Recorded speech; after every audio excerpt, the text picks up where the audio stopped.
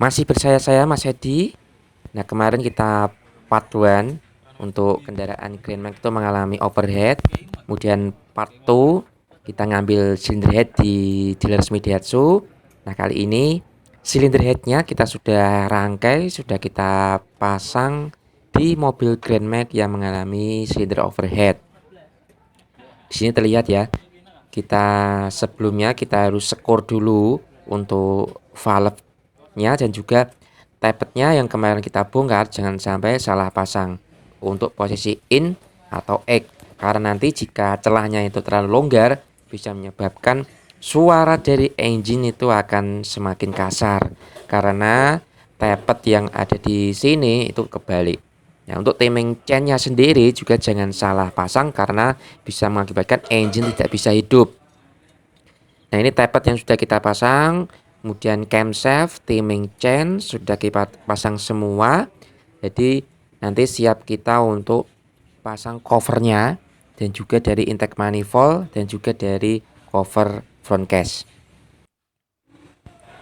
Oke, sudah terpasang semua dalam sekejap ya.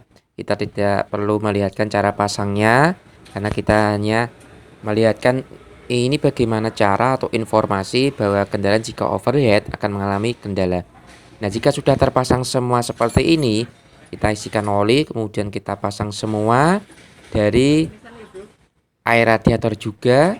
Nah, ini nanti yang paling penting ketika mengisikan air radiator dan engine dihidupkan itu untuk Grand Max itu harus di bleeding agar tidak terjadi masuk angin di dalam sistem coolingnya.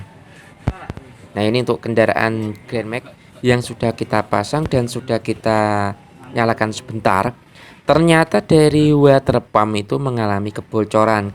Nah, ternyata analisa kemarin penyebab terjadi silinder overheat itu bukan hanya dari radiator yang buntu, radiator yang bocor dari cupnya, dan juga ini ternyata dari water pump yang mengalami kebocoran. Terlihat di sini tetesannya dari atas ya untuk kendaraan Grand Max ini. Ini terlihat ada air yang mengalir dari water pump.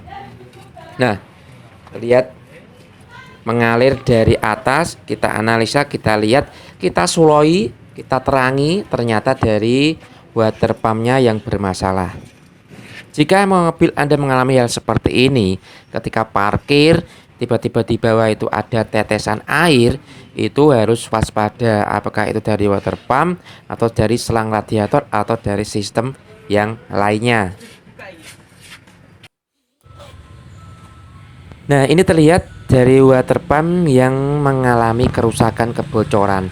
Biasanya setelah kita lepas atau kita lihat setelah mobil masih terpasang di mobil water pumpnya, pulitnya kita lepas, di sini itu terlihat ada bekas sisa air yang keluar dari lubang bawah.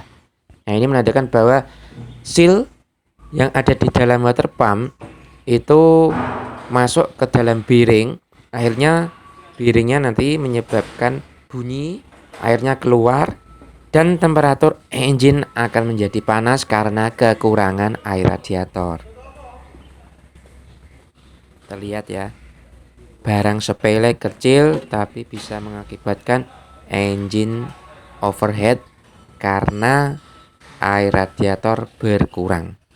Nah, ini jangan sampai terjadi pada mobil Anda, tidak hanya di Grand Max tapi juga di semua mobil jika mobil Anda mengalami hal sama. Kita coba starter setelah pemasangan water pump. Nah, oke ya.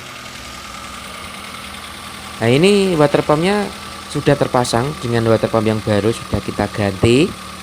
Nah, kendaraan sudah kita bleeding juga dari posisi ini ya, terlihat. Jangan sampai tidak di bleeding karena pasti nanti dari kendaraan ini jika tidak di bleeding itu akan mengakibatkan engine panas karena sebagian nanti ada udara yang masuk ke sistem pendingin pada mobil ini.